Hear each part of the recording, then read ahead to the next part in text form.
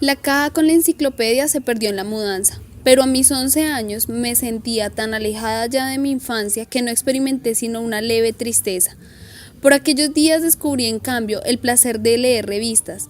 Quizá pensé ese fuera un buen vehículo para ser culta. Mi padre recibía Visión, Life y Selecciones, y también los suplementos literarios. Yo leía todo aquel material de modo selectivo, sin dejarme arredrar por los aburridísimos artículos. Me di un baño de política, de geografía, de ciencia, pero desarrollé ante todo una afición especial por los relatos policíacos que aparecían como serie no sé en dónde.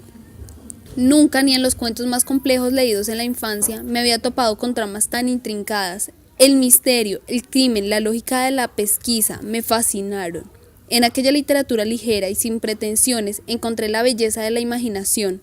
Decidí que con el tiempo sería detective y me dediqué a fingir escaramuzas con mi hermano, que caía con gran facilidad en las trampas que le tendía. A esa pasión se sumó otra, la de la sección enriquezca su vocabulario, de selecciones. El ejercicio consistía en elegir entre 4 palabras: término, armisticio, acuerdo, asamblea, el sinónimo de una no muy corriente que estaba escrita en negrilla: concordato. Un acierto en esa difícil prueba me llenaba de complacencia, me hacía sentirme adulta.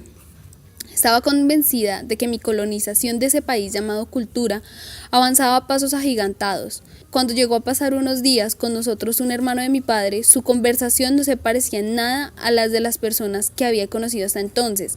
Hablaba con hipérboles y metáforas, pero sin que éstas parecieran tales, porque todo lo que decía tenía un toque de ironía que acrecentaba su ambigüedad.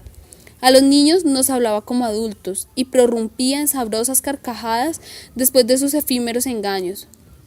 Yo le caí en gracia. Teníamos conversaciones extrañas, absurdas, como las que sostiene Alicia con la liebre de marzo y el sombrerero.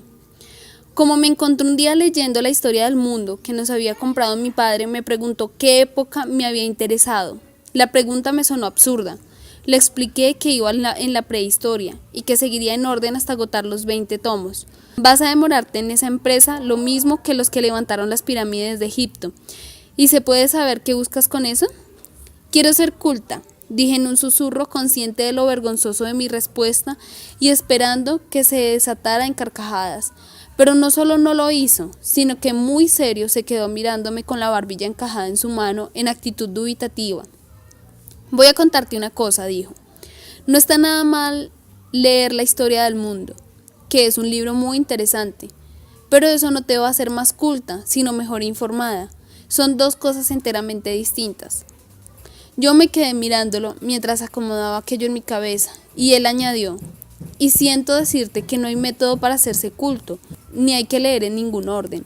Lo que hay que hacer es apasionarse por algo. Aquel discurso me puso a oscilar entre el interés y la irritación, pero esas frases suyas, como de sabio, me quedaron, como dicen, sonando. ¿Tienes alguna pasión? No supe qué contestar. Asociaba esa palabra con besos y abrazos y no con otra cosa. Me quedé en un silencio atónito. ¿Qué te gusta mucho? Leer y dibujar. ¿Y qué más? Comer. Al día siguiente mi tío se apareció con 2 cuentos de Poe para mí, con El diablo de la botella para mi hermana, con un trompo de colores para mi hermano y con una caja de chocolates que debíamos compartir.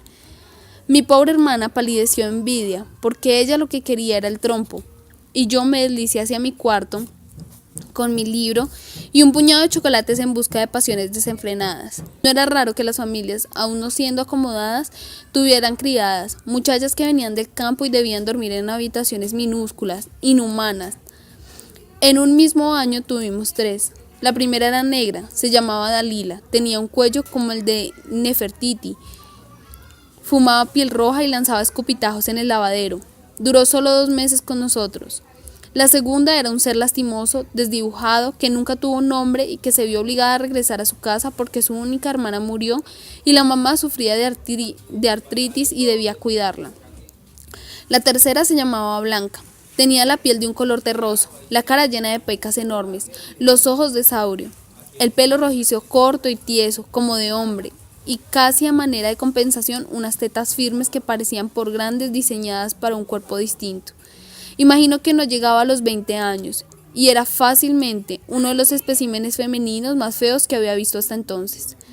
Unos pocos días después de haber llegado a la casa, en una ocasión en que se quedó sola conmigo y con mis hermanos, llevó a cabo una operación que pretendía dejarnos estupefactos.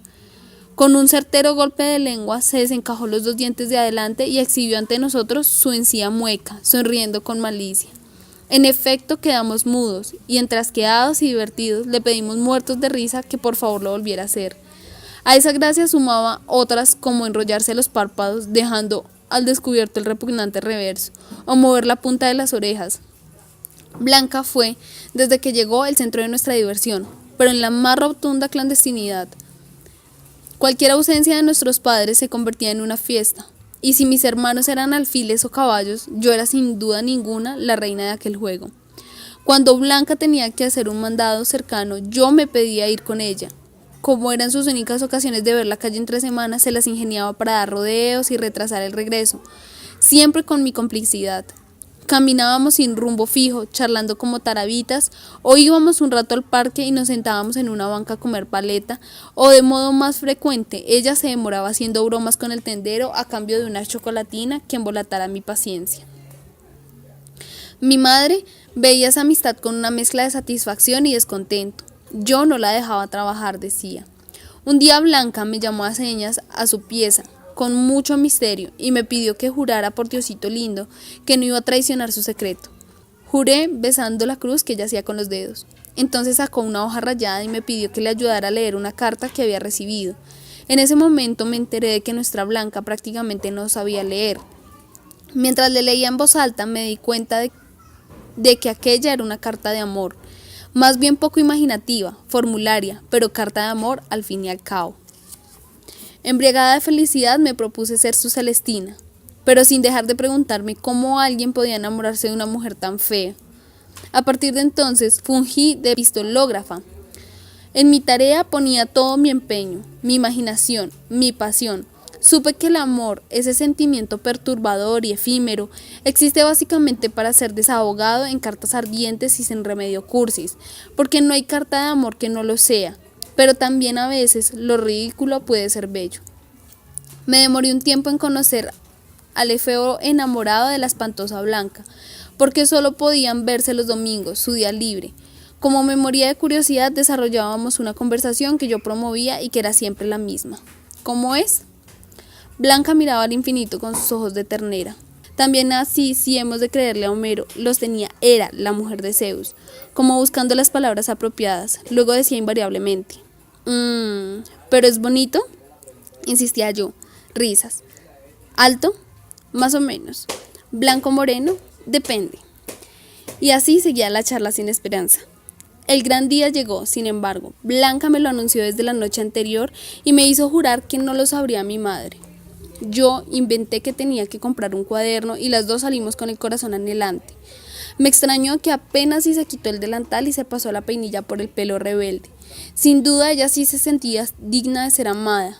Vimos al sujeto desde lejos, parado en una esquina, con un cigarrillo en la boca. La mano de Blanca, que agarraba la mía, empezó a sudar como la de un condenado a muerte. Con un leve apretón me recordó que debía ser discreta y compuesta, fingir que no sabía nada. Lo que era una figura imprecisa, delgada, se fue haciendo patente ante mis ojos incrédulos. Arnulfo, que así se llamaba, era un dios griego, un caballero andante, el príncipe de todos los cuentos que yo había leído. Respiré aliviada porque había imaginado que iba a encontrarme con un hombre lobo, de nariz filuda y dientes escasos, que era lo que mi lógica perversa encontraba natural en aquel caso. Me senté haciéndome la inocente en un murito cercano, pero estuve totalmente pendiente de los movimientos de los amantes furtivos. Para decepción mía, no hubo ni siquiera un tímido abrazo. Solo miradas esquivas, coqueteos, risas, una discreta despedida, un verdadero anticlímax después de haber escrito yo tantas cartas que terminaban de acuerdo a una fórmula que encontré en una novela de Corín Tellado, suya, Blanca. Poco después de cumplir 12 años, los senos empezaron a crecerme. Aquello no lo descubrí yo, sino una compañera de curso, y de una manera brutal. ¿Por qué no usas sostén si ya tienes busto?, me espetó. Me apreté el suéter, incrédula, y vi que en efecto destacaban un par de bultos, pero tan pequeños que no merecían tal nombre. Su tácito reproche me hizo sentir que yo iba por ahí mostrándome como una desvergonzada. ¿Y ya te llegó la menstruación? No había oído nunca aquella palabra monstruosa. Debía ser una cara rarísima, sobre todo porque me humillaba esa ignorancia, siendo yo la reina del vocabulario. Como permanecí estupefacta, tratando inútilmente de no parecer desorientada, mi compañera arremetió. Quiero decir que si ya te llegó la regla, que si ya te desarrollaste. Negué con la cabeza, revisando mis conocimientos que eran someros y confusos. Como era evidente que yo no había perdido la inocencia, como se decía entonces, mi desenfadada compañera me explicó, sin muchos misterios, los sencillos e ineludibles procederes de la naturaleza, aunque solo parcialmente. Me horroricé, como cuando descubrí el pene de mi hermano. Las mujeres éramos, entonces, unos animales extraños capaces de producir leche. Eso ya lo sabía desde antes, y de expulsar montones de sangre cada mes cuando nos hacíamos mayores. ¿A los hombres les pasa lo mismo?, pregunté. Mi compañera no estaba segura. Una chica, amiga suya, opinaba que sí, porque había visto toallas higiénicas en la maleta de su hermano mayor. Por la noche, desnuda frente al espejo, me contemplé largamente con ojos distintos a los habituales. Con una mezcla de fascinación y de terror comprendí que estaba mutando por algún cambio brusco, quizá la llegada a esa ciudad impredecible, también ella mutante. Yo había derivado en una especie nueva, no solo con sombras y turgencias antes desconocidas, sino con una cara indescifrable que me miraba perversamente a través de unos ojitos de Filipina. Me dio miedo de mí misma. Para no amedrentarme del todo, hice liga con la tunante que me había imprecado por no usar brasier. Con ella entré pronto a pertenecer a una raza superior, la de las sabiondas. Nos paseábamos por los corredores del colegio como un par de emperatrices, encendidas por el fuego de la soberbia. Ya para entonces mi madre, que era una gran observadora, me había comprado un adminículo infame lleno de costuras para sostener lo que apenas se asomaba. Mi cómplice, que se llamaba Ivonne, me llevaba casi 3 años y había perdido al menos 2 cursos. Me sometió por su parte a un curso intensivo de educación sexual. La información era un tanto caótica, pero algunas cosas básicas y sobre todo alarmantes pude sacar en conclusión. 3 meses después mi calzón amaneció salpicado de estrellas negras. Había sido bautizada de nuevo, esta vez con sangre. Por aquellos días, y tal vez estimulada por las cartas de amor que escribía para Blanca, pasó algo que no estaba en mis planes. Me enamoré de un hombre. Ahora que la escribo, veo que esa palabra resulta excesiva para el ser angelical al que debo atribuírsela. Se trataba del hijo de mi profesora de francés, un muchacho de mi edad, mortalmente pálido, de abundantes pestañas rubias, al que su madre, por razones incomprensibles, llevaba al colegio en algunas ocasiones. Su mamá, a quien llamaré Aliette, era una mujer recia y aparatosa, siempre parapetada en unos tacones color beige, que comentaba que en nuestro país no sabíamos de moda y que no lograba domar nuestros arrebatos de indisciplina. Cómo aquella patética mujer, pesada como una morsa, había engendrado al ser casi alado que departía con nosotras a la hora del recreo era un misterio. Mi enamoramiento, como todo enamoramiento, carecía de razones precisas, pero mi mayor fascinación era producida por la música errática de su español casi nulo, incapaz, además, de la rotundidad de las R's. A pesar de que mi amado poseía cierta naturaleza femenina, la conciencia de que me enfrentaba a un ser de otro género me amedrentaba. No supe cómo hacerle saber que su cercanía producía aleteos en mi corazón, así que dejé a su interpretación los únicos datos con que contaba, que además no dependían enteramente de mi voluntad: ruborizarme si me miraba y huir discretamente si me hablaba. Ni se dio por enterado por qué. Eso lo comprendí después. Tenía la edad mental de un niño de 8 años. No quise comunicar mi amor a nadie, ni siquiera a aquella Ivonne que me hacía sentir tan cercana a la adultez. Y en cambio, tal vez como acto compensatorio, me dediqué a una tarea autoimpuesta, a estudiar francés. Quise hacerlo para llegar a comunicarme algún día con el lánguido francesito hijo de mi insoportable profesora. No lo creo. El caso es que, queriendo ir más allá de las caóticas clases de Madame Aliette, Hice que me matricularan en un instituto al que asistía 3 veces a la semana después de mi llegada al colegio. Mi enamoramiento, entonces, cambió del curso. Ya no se dirigió a un ser humano por demás inasible y con toda seguridad insignificante, sino a una lengua. Me obsesioné con ella, me sumergí en sus cauces, engullí cada una de las palabras aprendidas como atragantándome de maravillosos caramelos. Steiner habla del esplendor verbal, del francés, y dice que hasta las necrologías francesas pueden ser locuaces. Mi propia locuacidad empató con la de aquella lengua rumorosa, hasta el punto de hacerme sentir que yo había nacido con una nacionalidad y un idioma equivocados. Al mismo tiempo que se desarrollaba mi afrancesamiento interior, por fuera solo se veía una muchachita inestable y ruidosa, ni más sofisticada ni más glamorosa que los demás. Se apoderó de mí una aversión atroz por todo lo que no fuera literatura o historia. En primer lugar, yo no había sido diseñada para el ejercicio. Eso estaba claro. El cuerpo era, en mi caso, un estorbo con el que debía cargar, como un esquimal con su abrigo para no perecer en la nieve. ¡Ay, la gimnasia! Las excusas que inventaba no daban abasto. Y ni qué decir de las matemáticas, enseñadas por una torpísima monja. ¿Eran acaso compatibles la fe en Dios y el pensamiento racional? ¿Tenían algo que ver los algoritmos con el cuento aquel de la Santísima Trinidad? ¿Podía alguien que dedicaba al rezo 2 horas diarias hablar con propiedad de ecuaciones diferenciales? Yo solo quería saber de masacres, torturas, levantamientos. Los chismes históricos me deleitaban. Mientras más crueles, mejor. Irene, la emperatriz de Bizancio, sacándole los ojos a su hijo Constantino VI. Alejo, el hijo de Pedro el Grande, que había leído 6 veces la Biblia, 5 en eslavo y una en alemán, muriendo de una paliza a latigazos que ordenara su padre. Marat, apuñalado por Carlota Corday. La constatación de la maldad humana me producía deliciosos escalofríos. El profesor de literatura representaba la idea platónica de la pereza. Para mí era un enorme bigote, un saco a cuadros, un olor ácido y unas desagradables manos de viejo con 2 dedos amarillos de nicotina. Entraba a clase con el paso resignado de los que han sido exprimidos por la vida, y sacaba un libro cualquiera, casi siempre de aspecto lastimoso. El gusto del profesor de literatura, sin embargo, era exquisito. Lo que traía siempre consigo era una edición de las novelas ejemplares, o Rojo y Negro, o Papa Goriot. ¿Quién leía aquellos libros en voz alta y pausada, procurando dar inflexiones a los distintos eventos para hacerlos más interesantes y dramáticos? ¿Quién iba a ser? Mi yo se hinchaba como un enorme globo navideño en cuyo centro late la llama firme de la estopa empapada en gasolina. Oía remotamente mi voz, como si fuera ajena, mientras por mi cabeza desfilaban el celoso extremeño, las pérfidas hermanas, el joven ambicioso, el arribista sin escrúpulos, el anciano vilipendiado e ignorado. Estaba en otro lugar, en otro tiempo, viviendo otras vidas.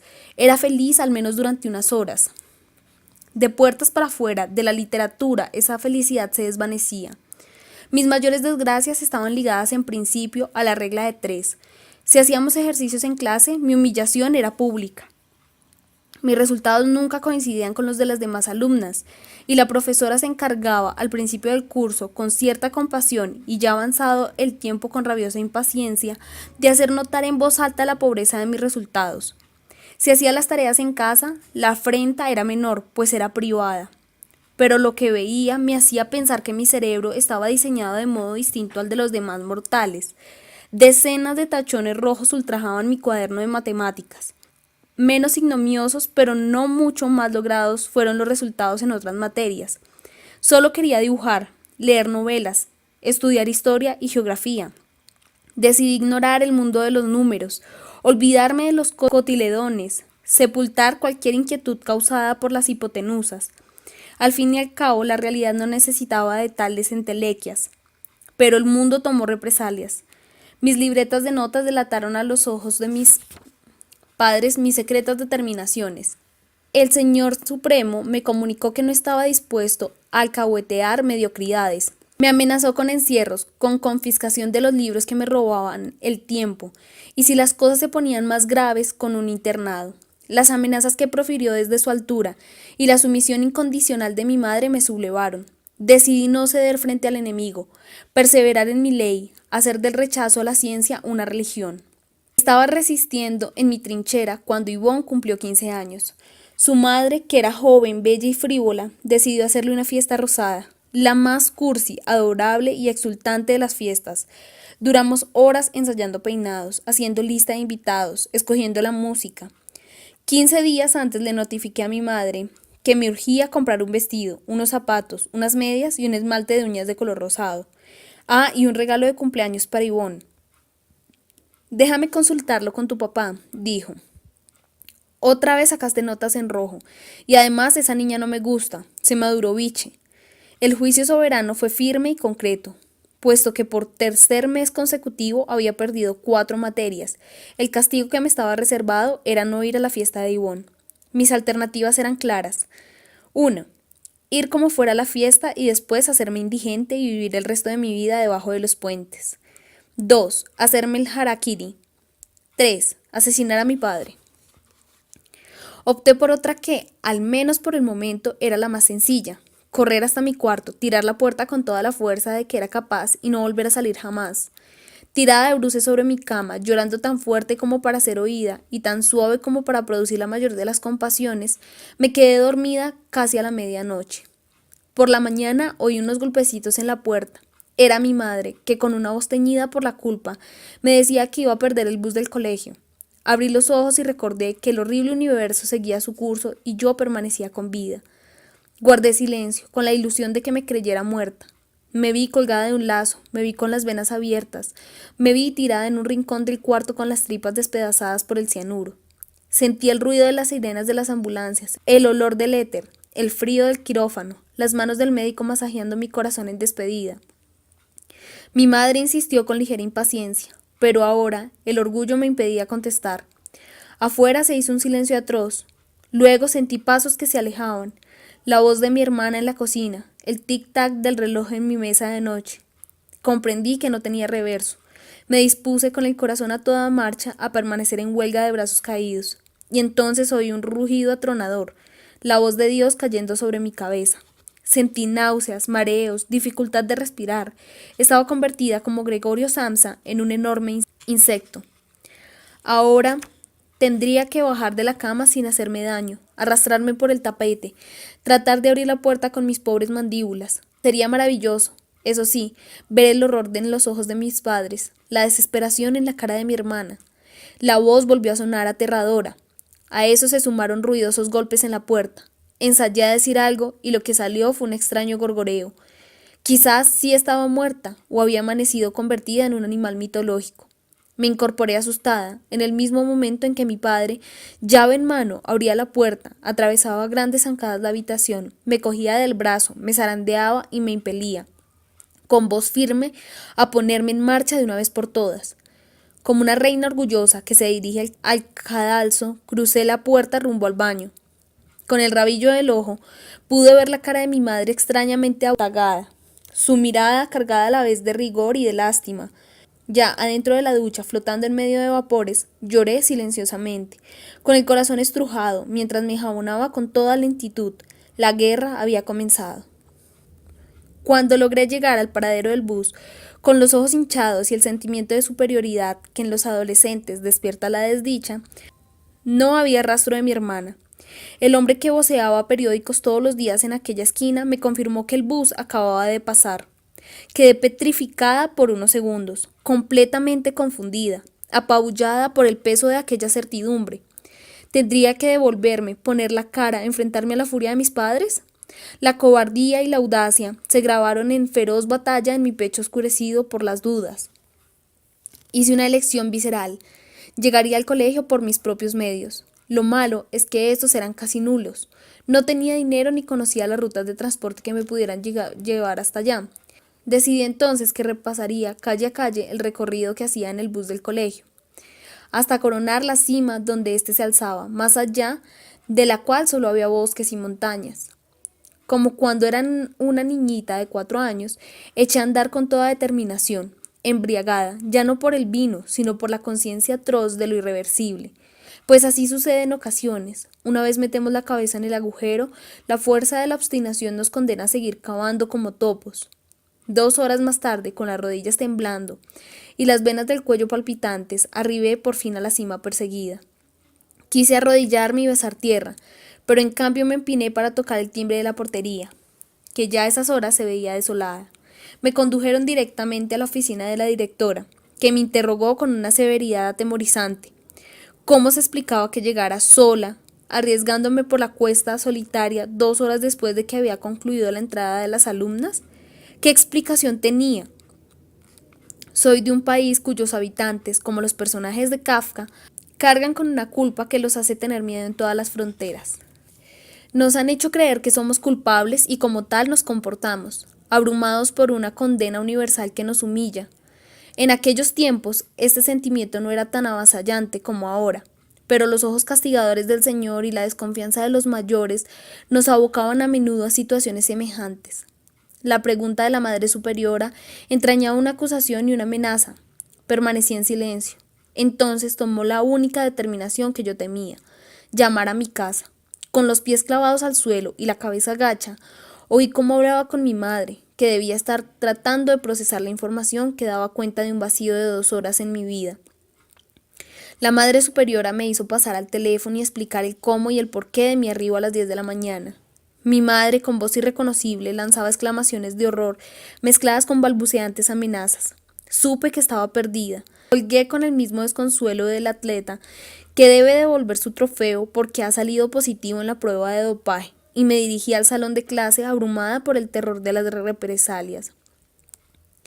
A la hora de la salida de los buses, me encerré en los baños más lejanos. Pronto encontré, y la vida me lo ha confirmado después, que un baño es un lugar que brinda las mejores condiciones para el retiro, la reflexión, la paz del espíritu.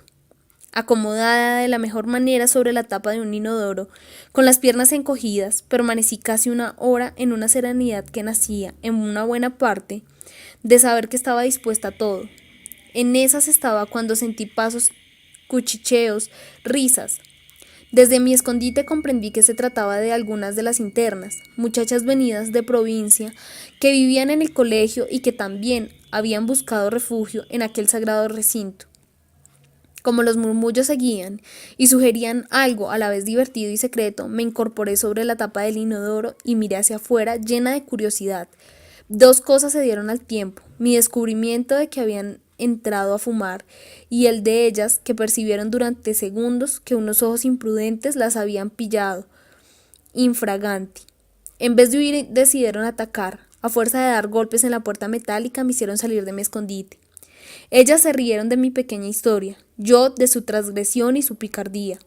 Eran mucho mayores que yo, costeñas, desenfadadas. De inmediato la culpa nos hizo cómplices. Me hicieron probar el cigarrillo, y aunque en ese momento no supe si me gustaba o no, sentí que era mi mejor remate para aquel agitado día.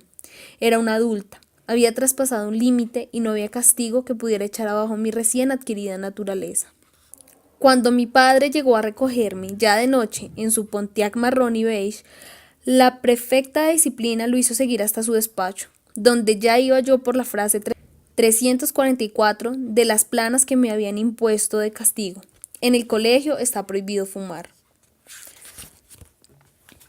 Mientras la monja le explicaba los pormenores del día, él tamborileaba nerviosamente sobre el espaldar de una silla, con una expresión en su cara totalmente desconocida para mí. Con muy pocas palabras expresó su vergüenza por tener una hija de esa calaña y prometió a la prefecta de disciplina que en la casa tomaría medidas. Cuando estuve instalada a su lado, en el asiento delantero del carro, me dispuse a lo peor, temblando por dentro y tratando de mantener el gesto impasible. Pero mi padre no dijo nada, ni una sola palabra. Pensé que estaría meditando en su discurso, buscando el registro más impactante de sus palabras, o escarbando en lo más hondo de su cerebro en busca de un anuncio de castigo sin equivalente, tan refinado y tan cruel que mi escarmiento no tuviera nombre. 3, 4, 10 cuadras, y mi padre no decía una palabra. ¿Debía ser yo, quizá, la que primero hablara pidiendo perdón, inventando una disculpa por tantas faltas juntas? Pero hablar me habría resultado violento. La relación con mi padre, la mía y la de mis hermanos, era seca, escueta como la varita de madera con la que de vez en cuando nos daba 2 o 3 golpes en las piernas y que, ¿qué duda cabía?, iba a empuñar en su mano tan pronto llegáramos. Opté pues por perseverar en mi silencio, fingiéndome ensimismada, entregada desde ya al dolor de los golpes que iba a recibir, al miedo que me replegarían a un rincón del cuarto, donde me acuclillaría para eludir el castigo y para poder llorar con la cara hirviendo de humillación e impotencia. El silencio siempre me ha parecido uno de los elementos más sobrecogedores de la vida humana, un arma de doble filo, tremendamente poderosa. Aquel trayecto, pues, se iba haciendo largo, larguísimo, en razón de nuestros silencios, que chocaban uno contra otro como piedras. Entré en la casa tan digna como pude, sin duda con los ojos muy abiertos, expectante como un ladrón en medio de la oscuridad. En la base de la escalera estaba mi madre, que sin preguntarme nada me ordenó ir a mi cuarto. Hasta allá me deslicé cargando con mi culpa, como el preso que regresa a casa después de pagar meses de cárcel, y sentada al borde de la cama, permanecí a la espera de que algo aterrador viniera a revolcar esa azarosa quietud, a terminar de una vez por todas con mi incertidumbre. Al cabo de un rato sonaron unos golpecitos en la puerta. Era mi madre con la bandeja de comida. Sin la más mínima solemnidad, me anunció que no habría nada de dulce en mi dieta en los próximos 15 días. Nada era nada, pero además, y por razones obvias, me cancelaban la mesada. Como ya dije, nuestros padres nos recordaban cada tanto tiempo que éramos pobres. Nunca lo noté de modo extremo, o tal vez sí, pero solo en lo que se refiere a la ropa, pues en nuestra casa la comida era fundamental. Mi madre, que había renunciado a su trabajo cuando se casó, dedicaba toda su energía, que era mucha, a las labores del hogar. No solo nos cosía los vestidos, y cuando las camisas estaban viejas les volteaba los puños y los cuellos, sino que preparaba ella misma toda clase de manjares. Como le interesaba contribuir a la economía familiar, se las ingeniaba para usar hasta el último recurso alimenticio. Así que comíamos platos muy novedosos, de esos que solo al parecer en tiempos de guerra o en países del tercer mundo, tortas de sesos, postre de calabazas, caldos en los que flotaban las arepuelas de harina de trigo, croquetas con las más diversas mezclas y siempre, siempre postres humildes pero deliciosos. Adiviné que mi madre era la autora intelectual de la tortura que ahora me imponían. Siempre fue una mujer contenida, austera, con una voluntad de hierro que se alimentaba de frutas y verduras y no tenía un gramo de sobrepeso. Pero además consideraba el azúcar como un enemigo de cuidado. Según ella, dañaba los dientes, afeaba la figura y, sobre todo, creaba dependencia en los niños y los ponía inquietos y desasosegados. Adiviné no sin rencor su doble intención. De un lado, hacerme sufrir, y de otro lograr que bajara los 5 kilos de más que hacían de mí una adolescente regordeta. Me sentí insultada.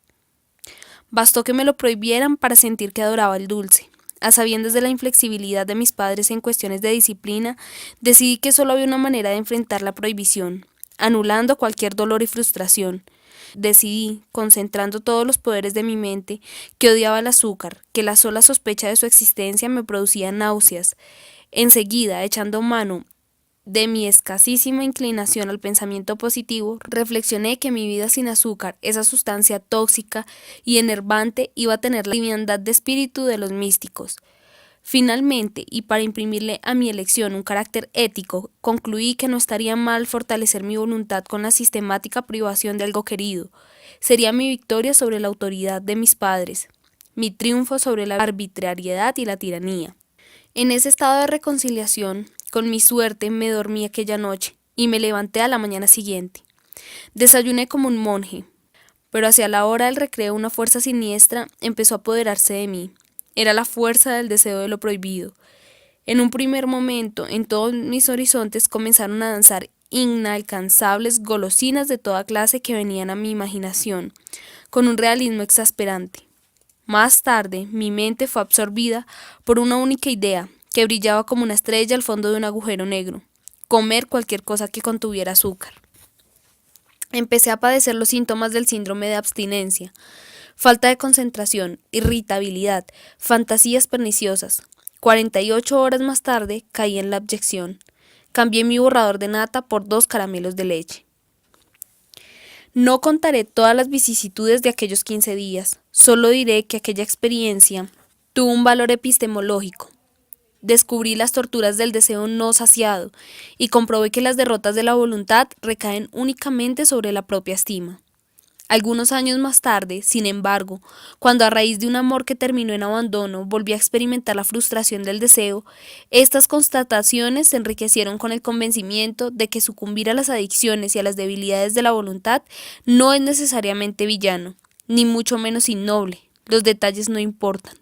Solo diré que durante meses estuve enfebrecida de pena, con mi mente girando obsesivamente alrededor de aquel amor perdido. Todo, absolutamente todo lo que sucedía en mi vida, iba a dar mentalmente hablando a aquel otro, que respiraba mi mismo aire, pero fuera totalmente de mi alcance. Comprendí las palabras de Platón, quien concebía el enamoramiento como una manía divina, y hasta las del bárbaro de Ortega y Gasset, que habló de un empobrecimiento de nuestra vida mental, de una conciencia que se estrecha en la medida en que contiene solo un objeto, de un estado inferior del espíritu, de una especie de imbecilidad transitoria. La imposibilidad avivó mi pasión y me condenó al infierno de los obsesivos. Con plena conciencia me convertí en espía, en rastreadora de huellas, en escudriñadora de señales, en soñadora monotemática. Descubrí entonces el hilo secreto que en mi vida une el amor imposible con el azúcar. Mientras otros, mi madre entre ellos, se rinden a una vida desprovista de azúcar para evitarse mayores daños, yo me sigo encogiendo de hombros frente a los posibles efectos perniciosos del azúcar y también del amor. No solo porque me parecen las mejores cosas de la vida, sino porque aquel castigo temprano convirtió en intolerables las prohibiciones que no sean infligidas por mí misma. Ahora, cuando el mesero me pregunta qué postre quiero, yo contesto sin pensarlo 2 veces, el más dulce que tenga. La historia de amor de Blanca tuvo por aquellos días un final poco romántico. En una ocasión en que salió sola a hacer los mandados, oímos un repentino barullo en la calle. Cuando nos asomamos, vimos un pequeño tumulto del que ella se desprendía muy oronda, caminando firme hacia nuestra casa. En la acera, chorreando sangre de la cabeza, estaba sentado Arnulfo, despojado totalmente de su condición divina. La señora que atendía en el supermercado gritó para que nosotras la oyéramos. Lo descalabró de un botellazo. Como mi madre, con los ojos muy abiertos, miraba la escena sin poderlo creer, Blanca dio una breve y tajante explicación. Quiso faltarme al respeto. Durante días estuve indagando a Blanca a propósito de esa frase. ¿Cómo le había faltado Arnulfo al respeto? Pero ella se limitaba a contestar muy seria. Creyó que era una mujer de la calle. No se crea que mi amargo castigo fue alivianado con el permiso para ir a la fiesta de 15, a mi anhelada fiesta rosa. Mis carceleros se cebaron en su víctima. La noche de aquel sábado me empillamé muy temprano, fingiendo una serenidad que no sentía. Busqué en la biblioteca un libro cualquiera, y me metí con él en la cama a tratar de calmar mi desasosiego. Lo escogí al azar, atraída tal vez por la edición que tenía una vistosa tapadura color escarlata y por su título, Rimas y Leyendas. Abrí esperando encontrar algún relato y me encontré con una extrañísima introducción sinfónica que empezaba con estas sugestivas palabras. Por los tenebrosos rincones de mi cerebro, acurrucados y desnudos, duermen los extravagantes hijos de mi fantasía, esperando en silencio que el arte los vista de la palabra para poderse presentar decentes en la escena del mundo. Aunque no era del todo claro, sentí que el texto no solo me estaba hablando en clave, sino que había sido escrito expresamente para mí. También yo, como el autor de estas palabras, era presa de mis exaltaciones y mis abatimientos. Mi vida, como la suya, era un erial. Unas líneas insuflaron en mi corazón abatido una idea seductora. Tal vez muy pronto tendré que hacer la maleta para el gran viaje. De una hora a otra puede desligarse del espíritu de la materia para remontarse a regiones más puras. También mi desdicha, más tarde o más temprano, encontraría reposo en la muerte. Ignoraba que desde ese momento me había convertido en militante de las huestes románticas. Aquella noche, leyendo a Becker, Mientras mis compañeras de curso bailaban en un salón imaginario con unos muchachos imaginarios, hermanos y primos de todas ellas, olorosos a loción y a chicles de menta, descubrí otra cosa. Yo no sabía qué era besar a un hombre. En aquellos poemas había roces, caricias, miradas, besos, pero todo aspiraba o culminaba en beso. Besos pudibundos, besos prohibidos, besos encendidos, dos rojas lenguas de fuego. Leía yo y los extravagantes hijos de mi fantasía se revolvían en mi cabeza desbocados. ¿Cuándo sería mi primer beso? No podía saber entonces que sería muy poco después, cuando una imprevista racha de fiestas de cumpleaños me permitió acercarme como nunca antes a un puñado de seres en mutación, torpes y tiernos, dedicados a combatir el miedo y a demostrar hombría. Los repetidos ensayos de baile que había estado haciendo con mi hermana me permitieron salir al ruedo más segura de mí misma que muchas otras, y apretar las manos sudorosas de los valientes que me habían elegido como pareja con una propiedad que hablaba falsamente de mi experiencia y desenvoltura. Algunos olían a cigarrillo, otros a sudor, otros a chicle, y todos a una loción de moda que se llamaba pino silvestre. Todos esos olores impregnaban mi pelo y mi ropa y ponían en mis mejillas unos rubores exaltados que hablaban de mis secretas efervescencias. Contra todo pronóstico, tuve dos pretendientes en una misma fiesta. Aquella constatación me abrumó. Hasta ahora me percibía solo como un turbión de desasosiegos, preso en un cuerpo pasado de kilos y rematado por una cabecita atolondrada donde brillaban unos ojos minúsculos. Uno de los pretendientes, el príncipe del lunar en la mejilla, alabó mi sonrisa. El duque del mechón amarillo sobre la frente, la mirada. Al desconcierto siguió la secreta complacencia. Sus palabras me habían devuelto la carne. Sus gestos encendieron mi sangre. Quise ser hostia en sus lenguas, alimento sagrado en su corazón. Como todos los seres que se creen feos o ignoran que son poseedores de cierta belleza, sucumbí al primer halago. El más osado derrotó al otro en la contienda, me arrastró con argucias a la cocina y cuando constató que estábamos solos me estampó un beso. Fue un beso volátil, insignificante, ligeramente desviado del objetivo. Olores distintos, a limonada, a grasa de pelo, a sal, me llegaron a un mismo tiempo. Aquello duró un segundo. Alguien entró con ruido por la puerta del vaivén. Y el otrora valiente caballero de un paso atrás, con la cara encendida e inhibición evidente. Bailamos otras cuantas piezas sin mirarnos a los ojos y luego nos despedimos. Antes de irse, sobreponiéndose a su timidez, me pidió el número telefónico, que apuntó en la palma de la mano. Esperar es lo que hacemos diariamente, de la mañana a la noche, y aún así no calmamos nuestra perpetua ansiedad, porque lo que en el fondo más añoramos nunca llega. Esta vez mi espera no fue metafísica, como casi todas las que vendrían después, sino concreta, o fue, si se quiere, metafísica en una segunda instancia. Un teléfono debía sonar, una voz debía pronunciar mi nombre. Entonces algo echaría a andar, y el mundo se dispondría a otra pequeña novedad, inquietante como todo lo que comienza. Pero el teléfono nunca sonó. ¿Dónde estaba el enigma?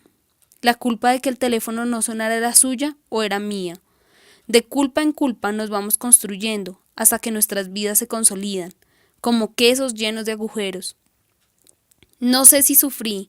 Si fue así, debió ser un sufrimiento pasajero, porque una constatación irrefutable diluía cualquier sombra. Había sido deseada. Había recibido mi primer beso. Razón tiene aquel que dice que los hombres se enamoran de las mujeres, y las mujeres nos enamoramos del deseo que por nosotras siente un hombre.